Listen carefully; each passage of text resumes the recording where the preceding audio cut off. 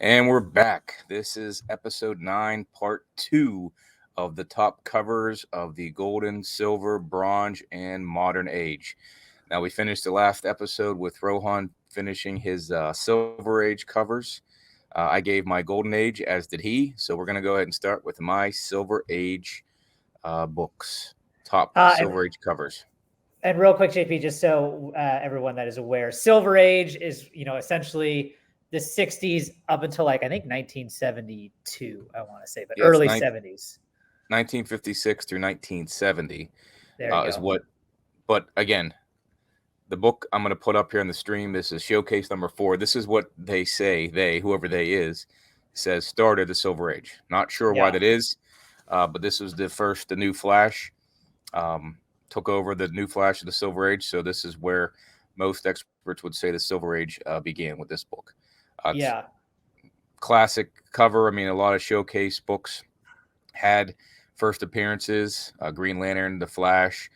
They even had episodes or issues where they brought back Golden Age characters in the Silver Age.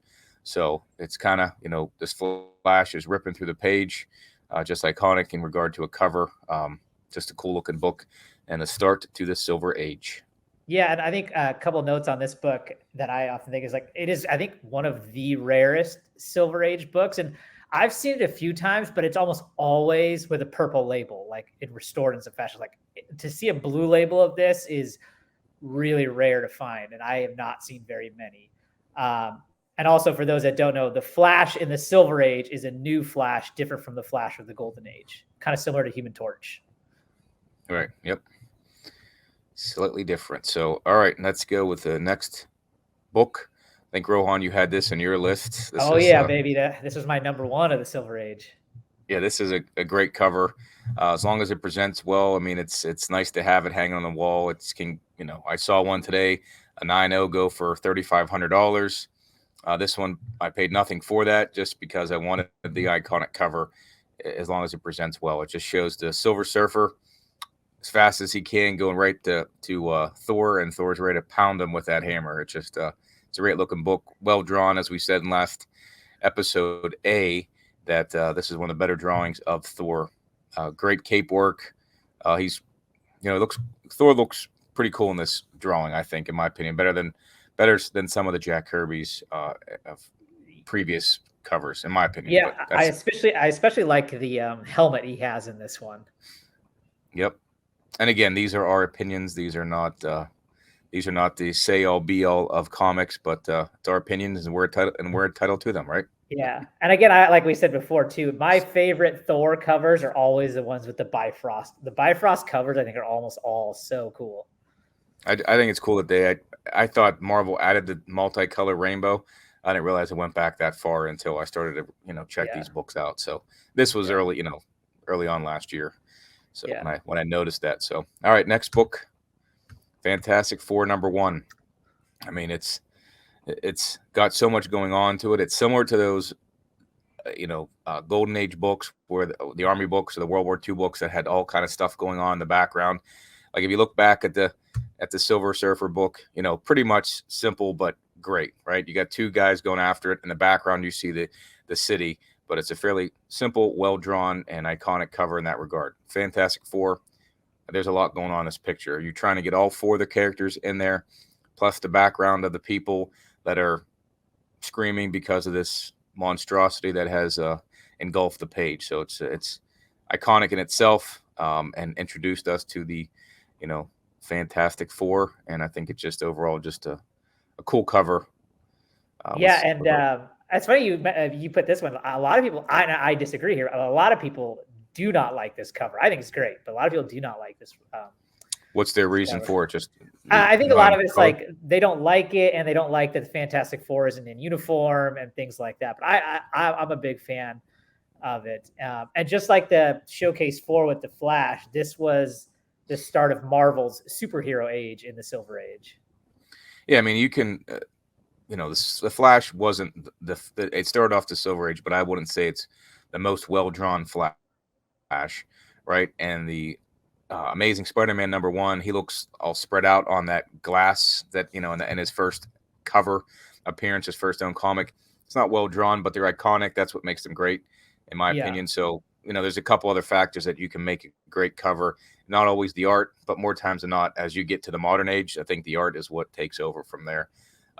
These ones are just because you probably had them ingrained in your head so many times, and it's just, the cover so well, and it's it's timeless in that regard. Yeah. The next cover, Amazing Fantasy 15, or this is a better drawing of Spider-Man. It's been homaged numerous times.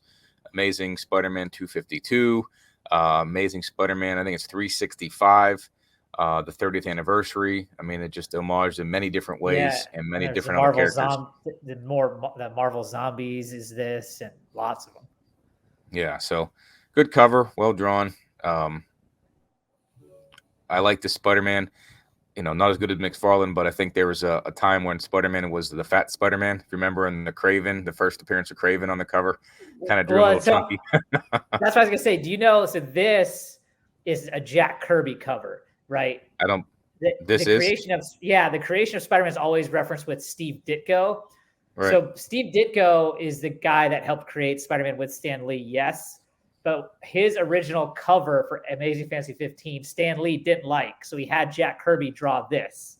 And I can't remember what it is, but they use the original Ditko cover and they put it on the back of a different issue, like years down the line of a Spider-Man book that I can't remember right now. But you can look it up. This is definitely a much better cover than the Ditko one. And I think like when you reference the kind of fat Spider-Man kind of thing, it's like that's definitely the Ditko Spider-Man I think you can see versus this being the Jack Kirby. Yeah, it'd be cool to find out what that issue was and go get that one because it's probably a lot cheaper than what this one is, obviously. But just to, just for the cool notes on that one. Next cover, you had this one as well, Spider-Man 50. Baby. I mean, it's a simple cover. The red that shoots out, tells the story pretty good without having to say much. It says a little bit there, Spider-Man no more, but knowing Spider-Man's always has this, internal fight going on between many different, enemies he has, internal, external. You can just feel it on this page, in my opinion, just because I know Spider-Man's background so well, and it just shoots out for me on that one. Simple, but effective. Yeah, it's beautiful. Batman number 189, the Scarecrow. This is the first Silver Age Scarecrow, or the first time the Scarecrow appeared in the Silver Age. It just has that moon look. Reminds me of I think it's 31, Tech 31, where he's the mountain, right? And they redid that, which we'll show that later on. But just these backgrounds that were done, and this is going to be a Neil Adams cover, I would think. I'm not positive. I think it may be. I don't think it is. Let me look it up. You can keep going, but let me look it up. But either way, it's just, the background and the Scarecrow itself, just an iconic Batman cover. There are better ones, obviously, throughout the years of Batman, but this one just stands out because of its the Scarecrow and that moon in the background just kind of pops for me. So, yeah. So I just looked. It's Carmen Infantino that did that cover, who's a very underrated artist. I feel like no one talks about him. He's got great Batman and Superman covers. It sounds like he would be somebody who was in the new Batman movie, a part of Carmine Falcone's group, totally. Yeah, he literally sounds like a mafia man, like Carmen Infantino, totally. Yep, might have been so. But all right, so next one, number 7 for me, Captain America 100. It's Cap back in his own title here. I forget which magazine this took over, what book this took over with number 100. It's Tales of Suspense. Tales of Suspense. So yeah, number 100. Like the Thor book took over at 126, correct? For a different from Journey and Mystery. I don't remember exactly, but 126 sounds about right. Yeah, so it's cool that Cap just even 100. It was always the milestone books, and there was Captain with the red, white, and blue group behind him, and he's just pushing forward. This has to be a Kirby cover. Yeah. So just can be used throughout, on July 4th, any American holiday, you can just throw this book up and say, this is your all-American picture, Captain America jumping through the screen, jumping through the book. So iconic in its own right. Yeah. Vision. This one's been homaged many times. This because it's been homage to me, it's hard to realize this book is not old, but it's from the 60s, right? They redid this in the 90s with the Avengers, but these thoughts, it's really hard to come up with original thoughts when there's thousands, if not millions, of comic book pages and drawings. Mhm. And this is the start of that, just how Vision looks as he's overseeing everybody. And they redid it, 30 years ago, but that was a homage to a 30-year older. Yeah, and that was the cover, first which is this appearance one. that was the first appearance of the White Vision in West Coast All right. Avengers. Yep. So cool they used it for that, but it started here, and it's the red and the background cloud. It's a cool looking book. One you don't see often. Most of these you don't see often at all. That's what makes them great covers. This one you can find pretty affordable too. This one? Just a Vision one, yeah. The Amazing Spider-Man 41, Rhino. First appearance of Rhino as he breaks through the wall there. It's the fourth wall break, early fourth wall break for the Rhino. But this book's well drawn, simple but effective. Again, it's a great cover, great one to display on your wall, and it tells a lot of what's going to happen in the book. So, yeah. And my last one, I found this one. When I started collecting about a year ago, and unfortunately, the one I found, or fortunately, it was $5, but unfortunately, Submariner was drawn all green. So someone colored it in. Someone colored it in, but they stayed within the lines. So I thought maybe he was supposed to be green, but for $5, I was walking away with that book. But it's that dark cover, hard to find in high grade. They did another one of these later on in Fantastic Four with the Hulk and the Thing. Yeah, but these awesome. two Titans fighting on the Submariner book. It's just this is a Buscema book, correct? Yep. From what I recall. Buscema, yep. And another great a great cover, simple, effective though. It pops with the black on there, so yeah. definitely the Fantastic pretty cool. The Fantastic Four 112 with the Hulk and Thing is also John Buscema. Okay, yeah. So that's my top 10. Again, opinions, but these are all iconic in their own right. Some are simple, some are a little more involved, but they all make you stop and look. Yeah. All right, sir. Do you want to go into your Bronze Age? Yeah, we're going to the Bronze Age again. So starting in 1970 and going into the early 80s. So for me, hit add stream here. And again, mine are kind of in order from 10 on down, we'll say. But number 10, this is Amazing Spider-Man 121, famously known as The Death of Gwen Stacy. I think this is an underrated cover. I think it'll also make my underrated list. I love yellow covers. And I'm not alone there, right? Yellow you often find is one of people's most favorite cover colors. So when I see this, I just think it's awesome. I love the yellow. I loved all the little different headshots of everybody. And that Death of Gwen Stacy too is like, that was like one of the first times they actually like killed somebody. So that's a major, major issue to grab. Next. Yeah, exactly. Next one is Iron Man 54. Just an awesome battle cover. Submariner knocking out Iron Man. I think it's just a cool one. A couple other cool ones that are similar to this would be, I think it's Iron Man 150, where it's Iron Man and Dr. Doom going straight at each other. And then there's another Submariner one where it's Submariner and Thor kind of going one-on-one, very similar fashion. So there's an Iron Man and Thor one too that I oh yeah, that's right. You're right. Yeah. These are all cool. From there, oh yeah, this Marvel Spotlight number 5. I love this cover. Again, when it comes to like first appearances, what you'd love is when the character is on the cover, and like especially when it's something awesome like this. Like this is exactly what you want in a first appearance, right?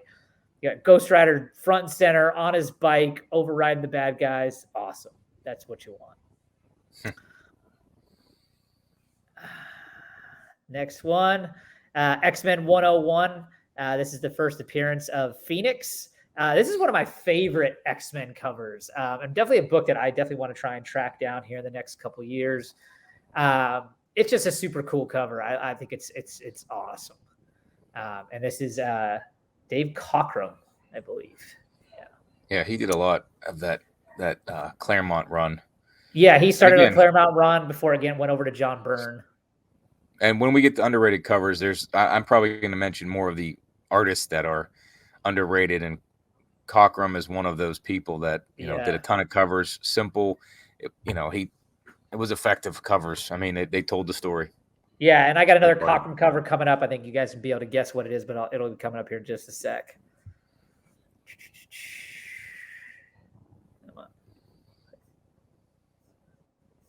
Come on, go to the next slide. What's going on here? Just too good of a cover. Won't go off. Hold on, seems like my. Got it? Oh, there we go. There it is right there. Okay. Giant size. So I just said there we have another Dave Cockrum cover. Here it is. Giant size X-Men 1. This is the first appearance of the new X-Men team. Oops, now it went too far. I'll go back for it. Okay, cool. There you go. There it is. First appearance of the new X-Men team. First appearance of, whoa. You there? I'm here. Oh, okay. Somehow just my screen popped down. So first appearance of Colossus, first appearance of Nightcrawler, and first appearance of Storm. I love this book. This is the X-Men team I grew up with. And I didn't truly appreciate this one until I held my own copy, and I just sat there and looked at it and really realized how awesome it is. So one of my favorites. Again, another Dave Cockrum cover. All right, let's see the next one. Next slide. Superman 233. Again, this is an homage to Superman 11, with him breaking the chains from the Golden Age that I showed. This is Neil Adams taking it over and doing the same thing, and I think this is just awesome. This is probably my favorite Superman. Well, I should say Superman 1 is my favorite Superman cover. This one would be probably number 2.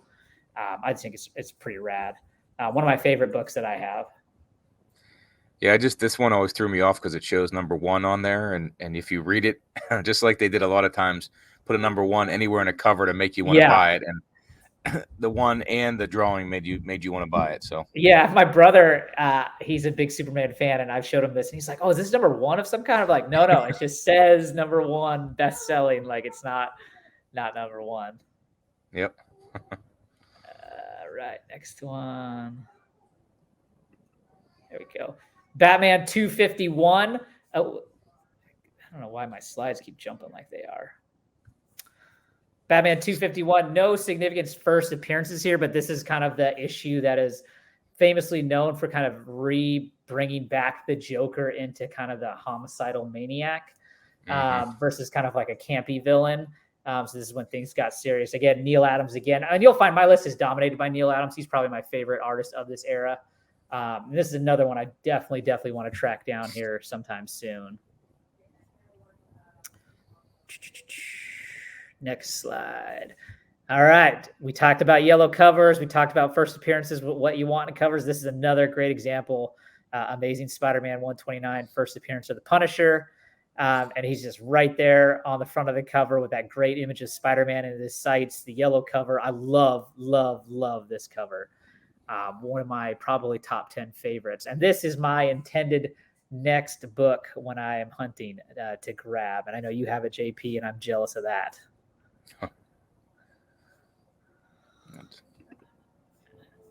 All right. And then we talked about this one, right? The homage, right? So this is Neil Adams recreating Detective Comics 31 in Batman 227. Nothing too significant in this issue other than the cover is epic, right? This is just truly epic cover. Like they don't get much better than this. I love this cover. And does all the cover, not all of them, but have Batman and Robin like they're listed on the left side and the top there? I don't remember a lot of covers having that. I don't know. That's a good point. I never really noticed that. Yeah, but that Batman logo is the one I remember from the show, right? Yeah, and that's Neil Adams that redid the logo like that. So yeah, I agree. It's an awesome one. All right, and then my top Bronze Age cover, and this is my all-time favorite cover, and it is of course the newest edition, 181, the newest addition to my collection. If you look on YouTube, there is an unboxing video that I did where I grabbed this one. It's just epic, right? I mean, how could you want more than Hulk and Wolverine, two of the coolest characters there are, just going right at it. I mean, like kind of You're similar to talking the coolest characters are Wendigo and the Hulk.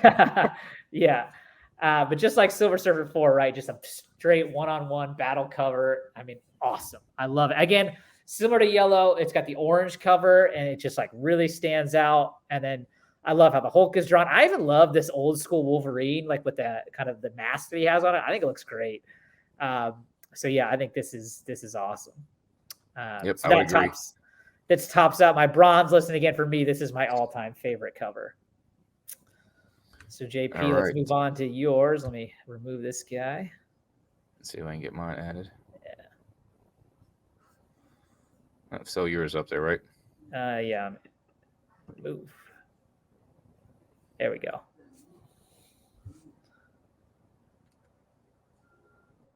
All right. Out of the same books, you know, we must think alike for some reason. I don't know. Yeah, similar tastes. Great minds think alike.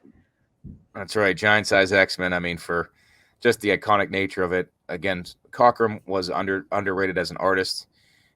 The detail was great. Nothing like Lee Fell, Jim Lee, or McFarlane. But again, those guys were a different time. How this is drawn was just, it was still caught your eye.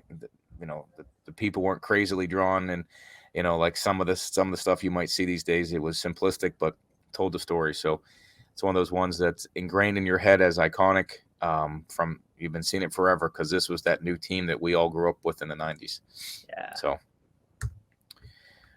Punisher, first appearance, one of my top favorite characters is the Punisher. He's way more relatable to me than Spider-Man or some others, but Spider-Man has a great storyline. He's much more of a good guy, whereas the Punisher just punishes people. And I just think this tells you who that character is going to be. That skull was prominent on that page, and he's just going to shoot Spider-Man. No ands, ifs, or buts about it. So operates in that gray area, we'll say. Yep. Iron Man. This is 47. I found this. Talked about this on a previous podcast, but was looking for some antique shops. I was sent to one about half an hour away from the area I was in, an area I never heard of, and I walked in, and on the second floor they had a ton of Bronze Age books, and this Iron Man one was one of them. It's the retelling of the origin of Iron Man, but just him breaking the chains and seeing the previous Iron Man drawings in the background there with his silver costume. I think this just pops. And then I found a poster of this, a big 2 foot by 3 foot poster of this at Ollie's, which is at discount store. I don't know if you guys have one near you or whatnot, but no, we definitely don't. It's a cool store. It's like a Walmart, except it's got doesn't have any groceries in it, but it had a big poster of it I had to buy. So it's just a cool book, cool cover. For me, it pops. So Spider-Man 238. This is like towards the end of that Bronze Age, almost into the modern age, but it's just simplistic. The Hobgoblin, you can't really see his face. He's ripping apart Spider-Man, and you got that what looks like Purple Rain, the early influence on what's his name, on Prince, the Purple Rain in the background of this book. But it's just a cool book. Again, one I wanted as a kid, found it, had it for a time, and then was able to get it back. But this is just a great cover with the Hobgoblin, which is an underused character in the movies, and hopefully we'll see more of him soon. You may want to look up. I want to be Purple Rain may have come out. Would it have come out before this book? Not by much. Not by much. Yeah. This book was 83. Yeah. Okay, yeah, so it's going to be somewhere in there. And again, I've talked about this one. In my opinion, I don't like John Romita Jr., but if I did like a book of his, it's this one. This is his masterpiece. Yep. Next one, you commented on this one earlier, Batman 251, that homicidal Joker on the Batman on the card. I mean, it's just a cool looking book. If you walk past it and had no knowledge of these characters, you'd still probably buy this book. So yeah. But essentially, those are my top 5. I went with 5 on the Golden Age. Or Bronze Age. Bronze Age. I would put Hulk 181. I'm not sure why it's not showing up on here. That'd be another one. Star Wars #1. It's another great cover. Started off that was before the movie was coming out, or right about the same time, so they had a different look to some of the characters. So, yeah, and some kind of a cool note on the Star Wars one. So in this era, they did a couple price variants. So the like Star Wars regular number one is priced at 30 cents. And in a couple regions, they did a 35-cent variant. And they did this for a number of books. Like another really well-known one is Iron Fist 14, which is the first appearance of Sabretooth. But of all the 35-cent price variants, the Star Wars one is like the crown jewel. So if you see Star Wars one and you see that 35 cents on it, no matter what grade it is, you grab it, right? If it's something that's in your price, if it's something cheap you find, like that's what you want to look for.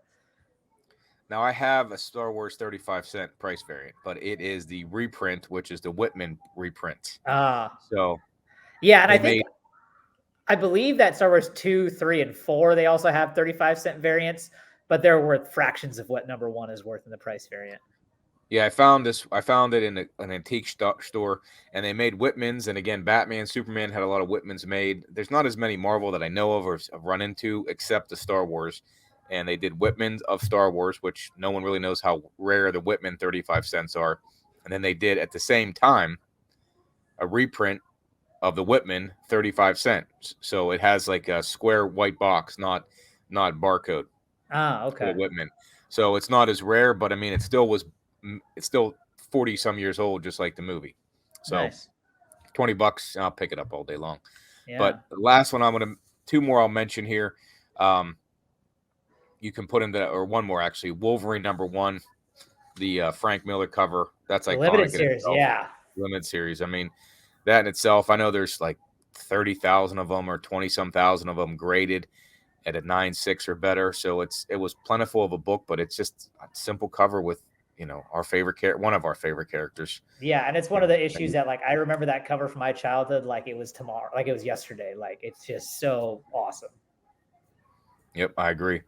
So those are my ideas or my thoughts, my opinions on the top covers of the Bronze Age. So we go to Copper Modern now? Yeah, so Copper, I mean, this is where it gets so Copper is like from where the Bronze ends off in the 80s up until like the early 90s, and then it kind of switches to Modern. Some people just consider it all modern. So that's why we have our category as Copper to Modern. So I'll add on mine. And it's going to start off with one of JP's favorites here. I know in joking, JP actually doesn't like this cover that much. But I think it's great. It's Jim Lee, X-Men 11. Again, that Jim Lee X-Men run is probably the most prominent series of comics of my childhood. And I just love this 11 with Wolverine with the claws out and then the team behind him. I think it's just dope. The cover would be much doper if they didn't have the rest of the team and just Wolverine in the center of this thing, in my opinion. I don't know. It's a cool cover. Jim Lee does a great job. Very detailed. He's, in my opinion, the best artist there is.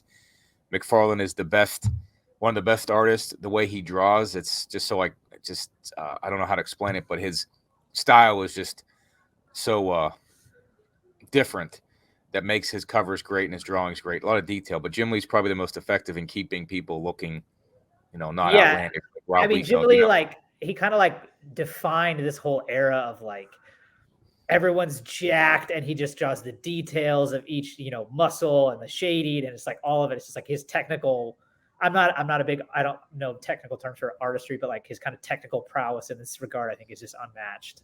Yeah. He's more correct in the asymmetry or the anatomically correct people, except the women. They're quite curvy. Yeah. He does a good job of that. But McFarlane he's a great artist of Spider-Man and Spawn because those are characters, and Batman, who are very agile. So the way he can draw the curves is great too. Liefeld, he made we'll probably see these covers later on, but he made some great covers in the 90s, and I think he fell off recently or in the late 2000s. Just he didn't take his time on them. But he had his own style, and it was always fun to look at his early work. All right, next up.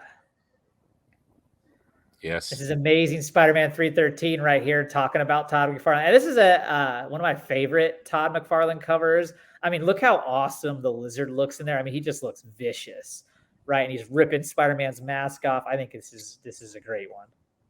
Well, think about this as a simple cover. 2 characters on it. Yeah. And think about the detail in the hands of Spider-Man and the fangs of, and again, that's why McFarlane's, and I think Jim Lee's a great overall artist because of he draws them correctly, maybe Jack, but the detail in McFarlane, again, they both have detail, but it's just, they're just, you couldn't go wrong with a book from either guy. I couldn't pick one or the other one, but like some of their covers pop more than others, and this is definitely one of those ones. Just the detail's crazy. This is Captain America Annual 8. This is a Mike Zeck cover. And just another, again, if you haven't noticed the theme, I love the battle, especially the 1v1 covers. So this is the first time that Wolverine and Captain America clash. And so it's just an epic cover there, showcasing that. Yeah, I agree. Love this cover. Mike Zeck. Next up, again, this, along with X-Men 1, Spider-Man 1, the 2 is the second most prominent book of my childhood, right? We all had this. We had multiple variants of it. There's this, the gold, the silver. We never had a platinum, unfortunately. We also never had the gold. The UPC is it, I think it is. Those are the 2 high dollar ones. These are all ones you can find in like the $15 to $20 range, but still just an awesome cover here by Todd McFarlane. And this image of Spider-Man has been reused on multiple covers with both Spider-Man and Spawn and even Batman. I've seen homaged in this cover.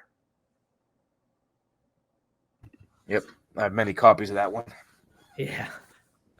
And this one again is another, again, like I'll say, my list is dominated by Jim Lee and Todd McFarlane. So here we got another Todd McFarlane. And this is my favorite Spider-Man cover by McFarlane. And this is, I would say, this is also my favorite Venom cover in general.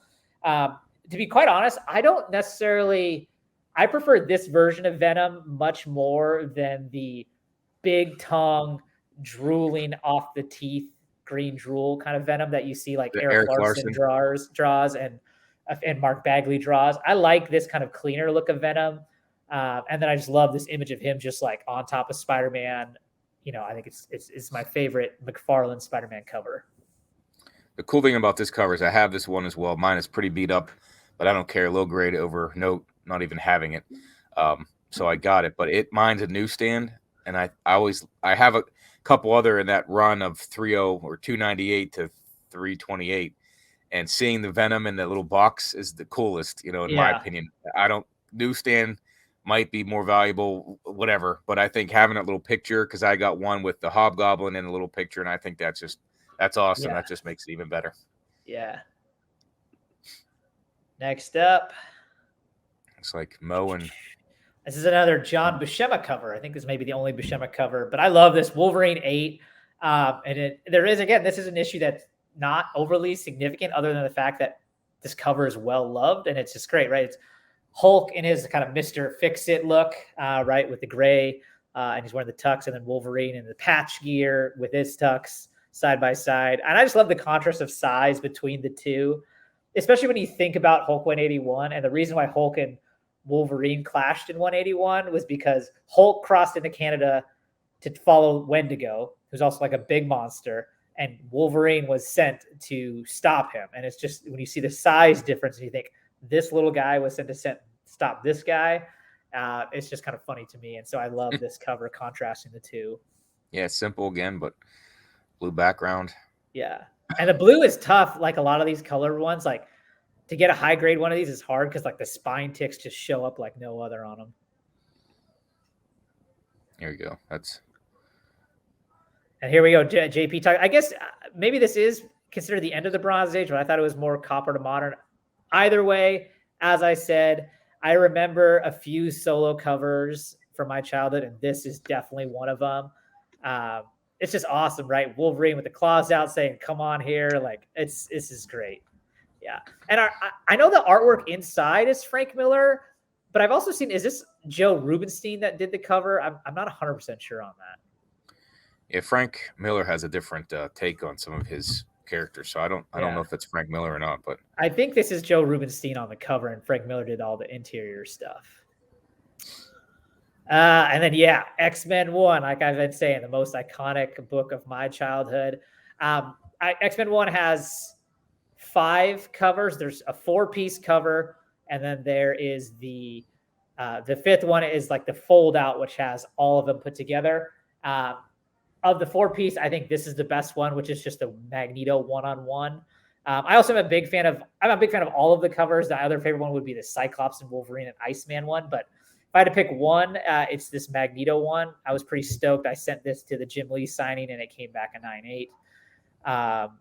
So I'm really happy with that. But I just love – this is my favorite depiction of Magneto right here on the cover. Yeah, it's sweet. I agree. Next up. Yep. Wolverine 340, right? Again, this is Todd McFarlane. Wolverine, Hulk battle, right? These are epic classic battles. And then you got the Hulk reflection in the claws. And I think this one's catching up, like we talked about the other day, to ASM 300 and the most homaged covers. Like this gets redone in various, like there's a Batman holding up 3 different batarangs with a reflection. I mean, this gets done over and over. And like, it's just an awesome cover. Yep, simplistic but effective. Another one. And then my top cover from this age, no surprise again. And I should say too, I'm not a huge modern fan, hence why there's no real modern books on this list. So don't be surprised there. But my top favorite, again, is a McFarlane one. It's Batman 423. It's a cool story behind this. If you haven't heard, McFarlane was on a bit of a deadline. Hold on, baby. And so he wanted to draw Batman with not as much detail with like his face and things like that. So he did this. And now this cape image is like forever used with Spawn and other characters when they have capes. Like this is like the epic cape issue. Another issue that's funny in the sense that there is no real significance to this book other than the cover is considered one of the best. Yeah, it's one of the, I have this book and I know there's plenty of Silver Age covers or even Golden Age we talked about that were great, but I would be happy if this is the only Batman book I had to display because it's just it's effective Batman cover. It's Batman as we know him now, the Dark Knight. And then you got that orange. And then if you've never noticed, it's always funny that when you get pointed out that they didn't do it, but right next to his eyes and his cape, they didn't color in the moon. It's white right there. And then in the upper left, you'll see there's a piece of the moon they didn't color in, and it's orange. So it's just kind of funny. Yep. When Todd McFarlane pointed that out. Now I always see it. And McFarlane always had a very cool way to sign his name with like some type of scroll. Yeah, and that Batman was awesome. That's a different one than normal. His earlier work, he wasn't, as he got more and more popular, he kept that scroll. But I think early on, he had either wrote his name in a certain way or used that Batman logo. Which saw 2 things on this. I saw a video that Todd McFarlane posted at New York Comic-Con where the guy that bought the original art for this cover walked up to him to get him to sign it. And he had the whole big thing. It's like, I can't even imagine what that thing would cost if it went up for sale today. I mean, definitely in the millions. And just imagine this guy walking around New York with this like big original art piece of this cover. It was like crazy to see. And then 2, a lot of you guys probably got books back from the Todd McFarlane signing that just happened at CGC. And I saw a video where someone requested that he sign this book in that bat-shaped scroll kind of thing that JP was just talking about across the bottom. And he did it. Like, that is awesome. Like, that is so cool. Can you imagine getting that back and it's signed like that? Like, I sent this book in to get signed. I would have never thought of doing that. And like, that's awesome that he like had the idea to do it. And then it's awesome that Todd McFarlane actually like complied with that request. Yeah, he seems like an easygoing guy, right? Yeah, he seems. You see the post of him on Instagram when he was at CGC, and they acted like they locked him in a room and would bring him out during the day, and he just had like Nutri-Grain bars to eat, and it was pretty funny. Well, yeah, I think he probably gets more books sent in for his signings than Eddie. I mean, like they showed like the hallway, and it was, I mean, thousands of. I mean, he's there. He did 2 trips this time of like 5 days, and he's just sitting there just signing books all day, every day. Like that's just wild to me. It's crazy. And make $100 each time. Yeah. So, all right. So I'll take these now. My turn. I'll put my stream on here for my. This is Copper and Modern.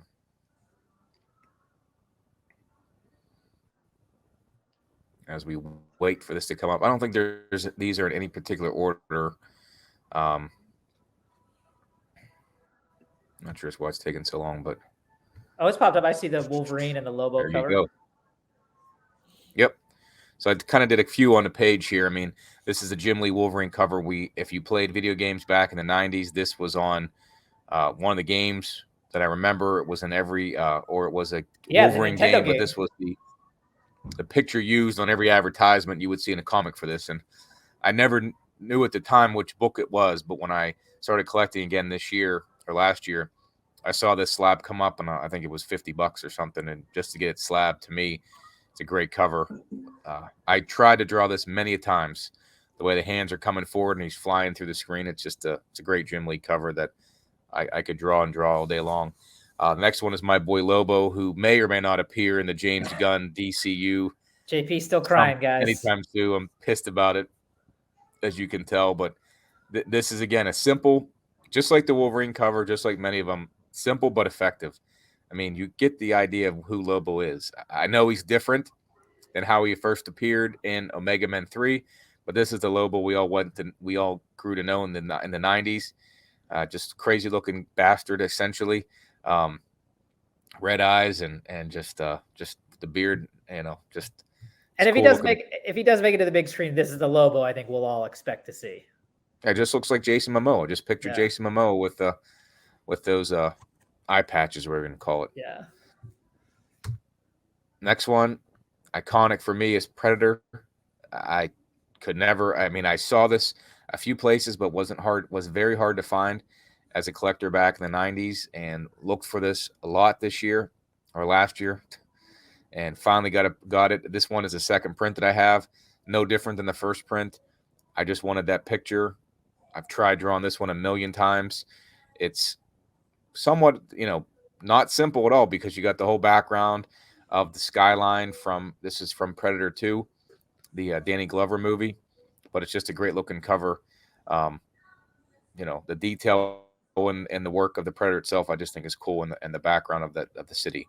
And then you got another on the right there. This is Mark Texeira, who did this cover of Ghost Rider. This comes in different. This is like the second print because it's gold. There's another print that's, I think, in black or maybe blue, but simple. Isn't there one that glows in the dark too? I'm not sure. Yeah, I'm not sure if there's one that glows in the dark, but probably. I mean, that was part of the 90s gimmick. Yeah. And this is just a simple looking drawing, and it's awesome. Why this book is not very valuable to me, it's a awesome cover. And then the bottom right, just like we talked about with some of those McFarlane books, you got Ghost Rider down the corner there. Not sure who drew that, because that can look almost like a McFarlane drawing down there, but I don't think it is. But I got to find out who that is. But that's what's cool about this book. Just a simple picture, get the idea of Ghost Rider. I mean, geez. I mean, if you were a kid in the 90s, wouldn't you want to collect Ghost Rider because of this kind of stuff? Yeah. It's awesome. All right, a couple little risque covers here. Got Emma Frost. Again, I love New Mutants 39. I've just the look of her. You don't see her face, but just how she's drawn there, and then holding up the other New Mutants on the side, and then another photo of her more in that 2000s photo, because the New Mutants book, that's from the late 80s, whereas the Emma Frost on the right is more of a modern book. Again, they a little more detail into her, model looking, which she was supposed to be, more of a model and not very much clothes. And there's even an art germ that came out, I think it's from the Sins of Sinister this year. That's a tremendous cover that I'm going to try to get. In that case, they make these virgin variants, and then they make the regular covers, and there's not a whole lot of difference except less writing on the non-virgin. Yeah, no trade dress. So I'm like, I'm not spending $150 on that book. I just want the picture on the front, and it's effective for me. So I think I can get it for $10. So I might grab another Emma Frost for my collection here this year soon. So just a great cover, my opinion. And then you got, for some reason, they always drew Spider-Woman curvy, especially in the New Avengers run. Even go back to the old Spider-Woman comics of the 80s. It just has a different look than She-Hulk and some of the other characters. And I just thought this cover, and then there's another one I posted on my IG that was pretty good from the New Avengers run. Just made her curvy in a sense that, almost made her a likable character. More to her than just, the wannabe woman version of Spider-Man. because I didn't think she had a little substance, but as they draw her now and as one of the new Avengers, I think makes her a cool character. So I got to imagine she's going to make it onto the screen at some point soon too. yeah, she definitely has to soon, especially if they do the Secret Wars. So speaking of great tongues and Eric Larson, this Venom book is one of my favorites. As much as I love how McFarlane drew Venom, I think Larson took it up a notch, made him even grosser. We'll put it that way. That tongue and whatever green shit's coming out of him. But this is a cool book, in my opinion. Do you have I really like, says 347, the 346 cover where it's Venom's face and Spider-Man's reflection is in his eyes? I don't have that one. I thought I had most of that run because I was collecting pretty good back then. Like, and I was huge into Spider-Man and grabbing all those books, all the McFarlane books I could find. But I don't have this one in my collection. But I think I know which one you're talking about. Because there's a 342 where Venom's jumping at the screen, and that was Larson's first drawing of Venom, and then he got more creative as time went on. And my last book, again, I love Hulk 340. That's a great cover. We talked about it earlier, but this Hulk 345, simple purple background, the trade dress, and he's pushing through it. But how much detail in this, the green or the gray giant here, it's crazy in my opinion. So love it. Yeah, McFarlane's got a lot of good Hulk covers that, we kind of don't forget about, but he's got a lot of good ones. Yeah, I knew of him and Spider-Man, that run back then as a kid. And when I found out he drew the Hulk, I went back and tried to get as many of those episodes, comics as I could. And I finally, just at the end of last year, was able to get McFarlane's first Incredible Hulk cover work, which I think was like Hulk 332. And I just picked it up. So I almost have most of his run between Hulk and Spider-Man. So nice. So those are mine. Couple other ones you want to. Yeah, did you do an overrated or underrated at all? I have them written down here. So yeah, we can go over that. I don't have an underrated list or pictures of them all, but again, a couple other ones. The name is Secret Wars 8. Can't beat that cover. Secret Wars 1. Contest of Champions. There's many out here. And one that we don't have on here, probably because you and I don't own it and don't have $50,000 to buy it, or want to use $50,000 to buy it, is the Teenage Mutant Ninja Turtles #1. I mean, it's not the greatest drawn cover, but it's so iconic in its sense that if you were a big fan, the pizza loving turtles, I mean, it's a great cover. So yeah, and most valuable book of the Copper Age, and it's not even close. Yep. All right, so we go to underrated here. Yeah. Pull yours off there. So start with mine. Some of these I've actually used, like this first one here, but I still think they don't get their credit due, which is why they made the list here. And so underrated books for me, Daredevil 43. Again, as I talked about in the part 1 episode, just the way with Cap's fist swinging through, getting bigger, it kind of gives you that 3-dimensional look. This is one of my all-time favorite Kirby covers. And I think it gets forgotten when people talk about the great Kirby covers. And so I wanted to give it another shout out. Next up, Amazing Spider-Man 1. Again, this one, I think JP even talked about it. A lot of people don't like this cover. I think it's great. I love it. And I would love to have this book one day. I love this pose of Spider-Man spread out on this, whatever this glass thing is. I think it's cool. This is the first ever crossover of a comic with the Fantastic Four there. And so I'm a big FF fan. And so this is also probably plays into why I love this book so much. So I think this is an underrated cover. Yeah, he just looks like he's some type of device there.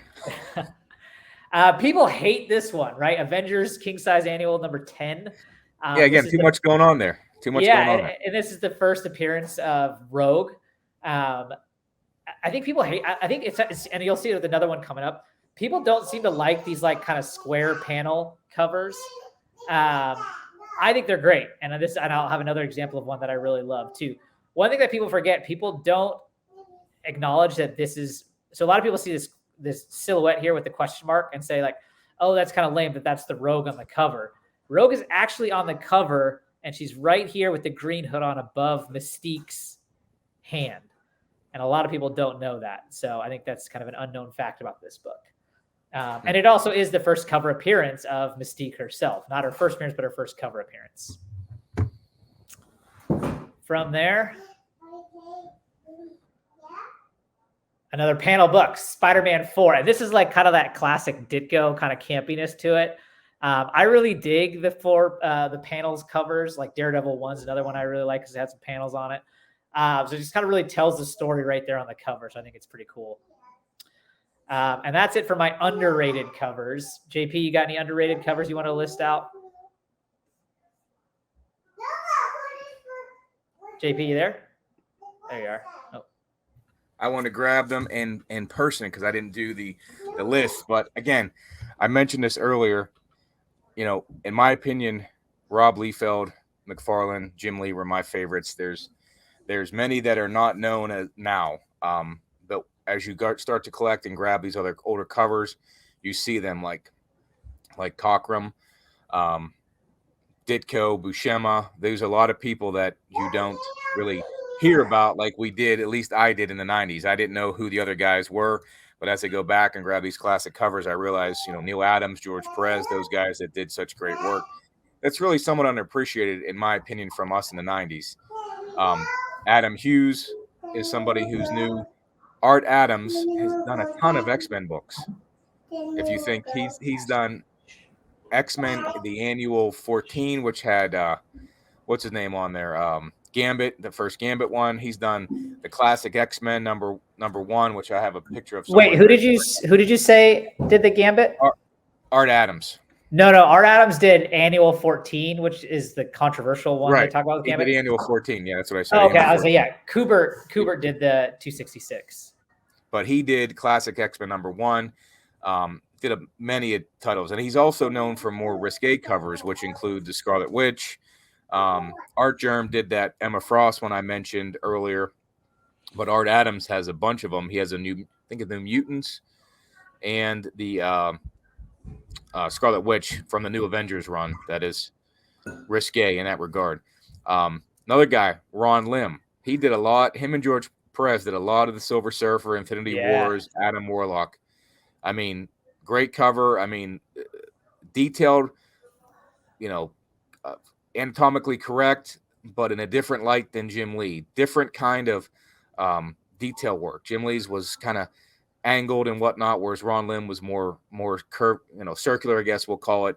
But one of my favorites as well back then. Well drawn. Most of his stuff that he did for the Silver Surfer, I try to copy back as a kid. But he did. Yeah. I think he did a great job. As many of you know, Silver Surfer is my all-time favorite character, and it was the Ron Lim Silver Surfer that I grew up on. And he really, I thought, specialized in just like the Silver Surfer is silver, and so he's very reflective. And I think Ron Lim really encompassed that aspect of it all. Yeah, I have a book I posted. It was Superman versus Silver Surfer. I don't know if they didn't really fight in that magazine, but they're both on the cover, and Ron Lim drew it. And you know, he's a guy that when he draws somebody, Superman, just like McFarlane, like it pops, right? It's just, he has a cool way of his style. And there's some people like Rob Liefeld that when he draws someone like Wolverine or Captain America, it really doesn't do it for me in regard to looking like the character I wanted to look like. Ron Lim, McFarlane, I mean, even McFarlane, he can draw Batman and Superman, but it's not as effective as if Jim Lee drew Superman, which you see from this book here. Just grab it. Superman 204. Yeah. And I have a big post of this book. I mean, Jim Lee just did a great job with this character, much better than Rob Liefeld would have done. But then again, an underrated cover, because there's thousands, millions of these, is X-Force number 1. Mm-hmm. And that kind of like is the prototypical example of the small head Rob Liefeld drawings, right? Big body, small head. So much work in this drawing. It pops so much, in my opinion. He drew this so well. I mean, he was in his prime with this type of a book. There's so much going on there, and when you see the cover, you're like, I gotta buy this. So it just he did great work, in my opinion, on that book. But he doesn't. Not every artist can draw certain characters as well as others. And McFarlane, if your character has a cape, he does a great job. If your character's kind of muscular, Jim Lee or Ron Lim's probably a good job for you. Someone you want to hire. Even Neil Adams. if you want someone with a lot of pouches, Yeah, pouches and weapons. Rob Liefeld. Rob Liefeld's your guy. Yeah. But if you want someone to draw something that looks a little risque, an underrated cover that I heard of on a recent Lords of the Long box and had to pick it up was this Chevelle Noir #1. So it's not much of a kid-friendly cover, but Dave Stevens drew some I'll call it anatomically correct, curvaceous ladies back in the day, and his covers are well known, but him as an artist is not as well known unless you dig into the community. So I think his work is underrated to many. Those that know him probably have a good stack of his books, but he's not McFarlane or Jim Lee. Yeah. And we'll close out here on, I have some overrated and ugly, straight ugly covers, and I'll classify which is which. And this first one is going to be fully an overrated one, and it's going to piss some people off. So let me pull it up here.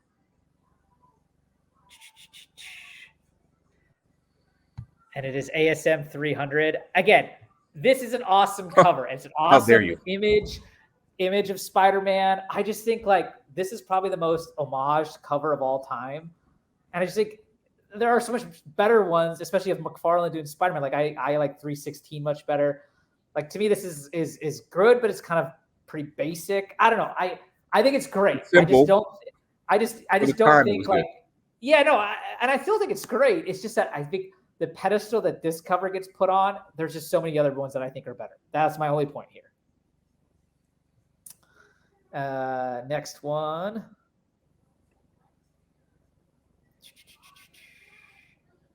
This again in the overrated. People love this Jim Steranko X-Men 50 cover, all green. I'm just not a fan. I'm not a fan of this. I think Jim Steranko is a great artist. I just don't love this one. How do you feel about this one? This is the first issue with the new X-Men logo. Yes. I think Jim Steranko did acid or something. So all his covers were crazy. And this has a lot going on, and it's well drawn. It's one that if I saw it would definitely pop. And if it was affordable, I'd probably pick it up. But it's not one on my list to grab.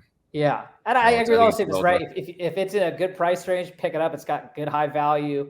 Definitely pops. That X-Men logo is dope. But otherwise, it's like people are like, this one's so great. I'm like, not to me. Well, like the one I showed earlier, the Chevelle Noir, like I got this on eBay for like $30, right? That's nothing. I don't know. That probably has a higher value if it's in high grade. Same with this X-Men. But if it's in a range of like, money you would spend on a couple books anyway, then it's okay to buy. But I wouldn't buy this for $1,000 because it's an iconic cover. You know what I mean? Yeah, exactly. So $20, I'd pick it up. Yeah. And so I have this example. This is X-Men 211.